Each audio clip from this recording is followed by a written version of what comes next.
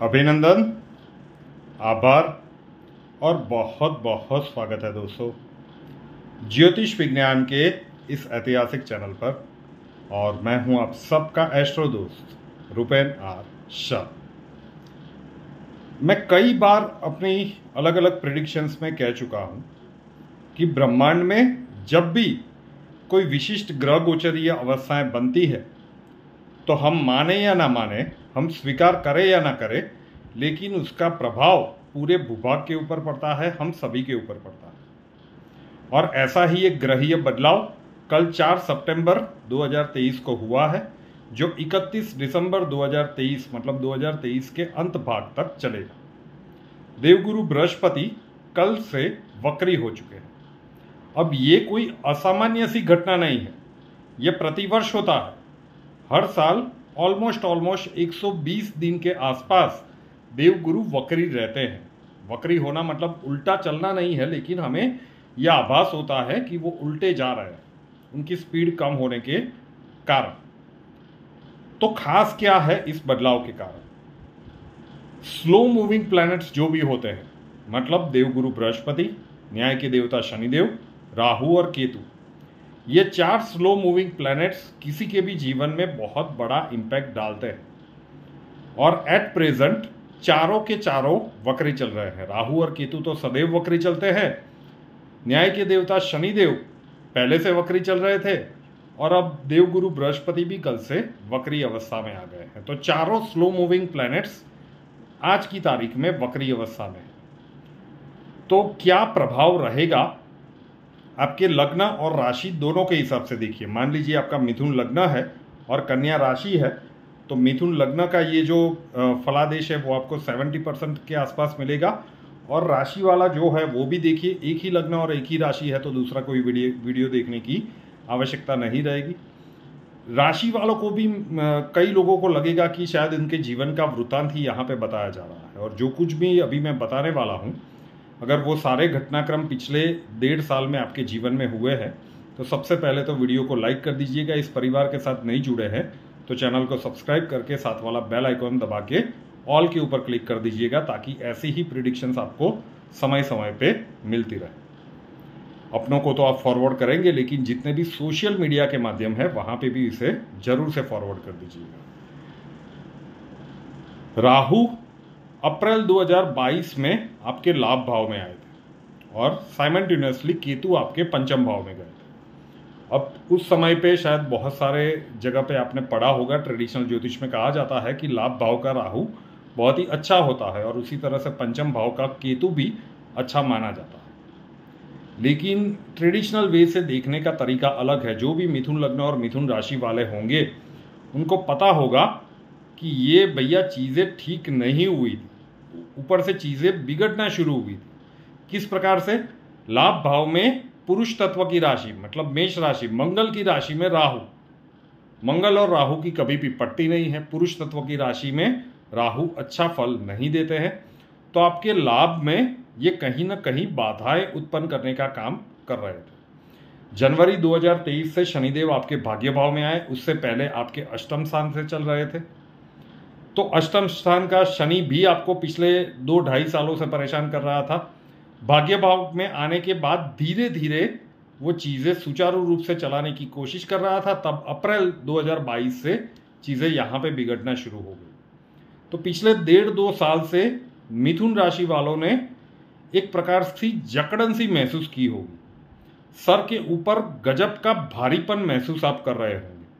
Stress जिसे कहते हैं, मानसिक शांति तो कहीं गायब सी हो गई होगी कई सारे मिथुन लग्न और मिथुन राशि वालों के लिए। क्यों? क्योंकि आप कितना भी प्लानिंग करें, आप कितना भी एफर्ट्स लगाएं, जब कार्य पूर्णता की ओर जाता है तब एंड मौके पे कुछ ना कुछ बाधाएं इस प्रकार से आ जाती है कि पूरे कार्य को बिगाड़ देती है। ये आपको अनुभव हुआ होगा पिछले 1.5 साल में एक से ज्यादा बार।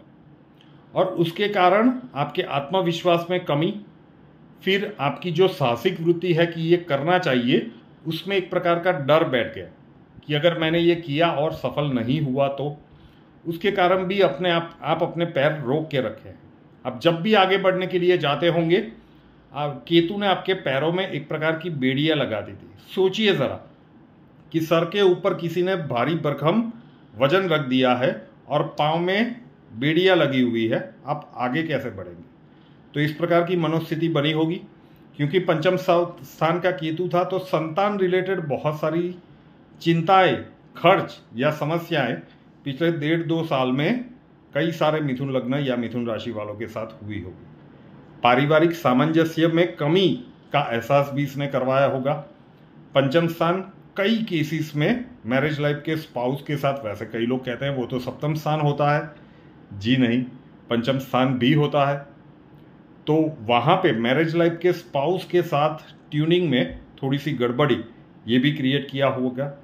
फाइनेंशियल जो भी आपका प्रॉस्पेक्ट है उसमें डेंट लगाने का काम, ये सारे शनि का जो अष्टम से चल रहे थे उसके बाद भाग्य भाव में आने के बाद थोड़ी सी रिलीफ मिली और फिर वो वक्री हो गए। और राहु केतु का जिस प्रकार का प्लेसमेंट था तो एक मुश्किल दौर से मिथुन लग्न और मिथुन राशि वाले जा रहे थे। और कल का जो प्लेसमेंट हुआ है, मतलब जो ग्रहीय बदलाव हुआ है, देवगुरु वक्री हुए हैं आपके लाभ भाव में 11th हाउस में। अप्रैल 2023 से लेकर अक्टूबर 2023 तक आपके लाभ भाव में चंडाल दोष पड़ा और वहां से देवगुरु का भी वक्री हो रहा। तो ये जो 118 दिनों का समय है उसे हम 2 भाग में विभाजित कर लेते हैं।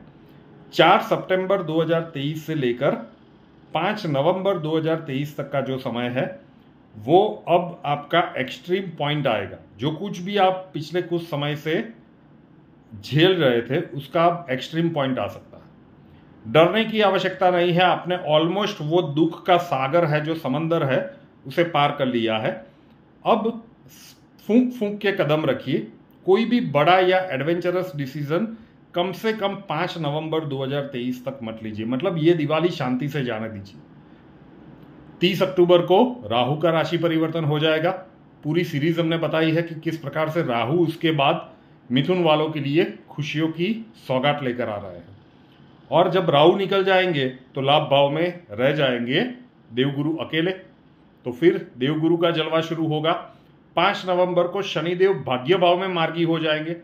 तो सारे के सारे स्लो मूविंग प्लैनेट्स जो अभी आपके लिए विपरीत चल रहे हैं वही सारे प्लैनेट्स फिर आपके लिए फेवरेबल पोजीशन में आएंगे। लेकिन वो घटनाक्रम 5 नवंबर 2023 के बाद शुरू होगा। 4 सितंबर से लेकर 5 नवंबर तक का जो समय है ये थोड़ा सा विपरीत रहने वाला है। तो फूंक फूंक के कदम रखिए। कोई भी बड़ा निर्णय नहीं लेना है। बिन मांगे किसी को सलाह ही मत दीजिए। सामाजिक हो, पारिवारिक हो या कार्यक्षेत्र का हो, लीडरशिप का झंडा तो बिल्कुल मत पकड़िए। व्हीकल ध्यान से चलाइए।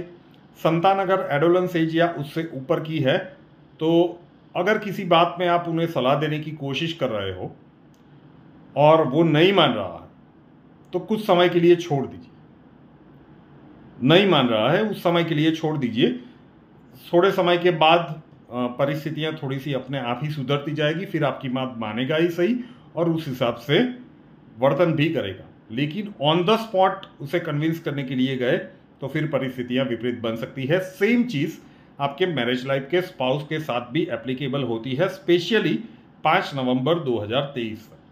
अगर आपका मिथुन लग्न और मिथुन राशि है और अगर महादेव न करे पिछले 2-2.5 सालों में मैरिज लाइफ के स्पाउस के साथ कुछ बड़ी ऐसी सिचुएशंस बन गई है और मामला कोर्ट कचहरी तक चला गया है, 5 नवंबर तक राह देख लीजिए।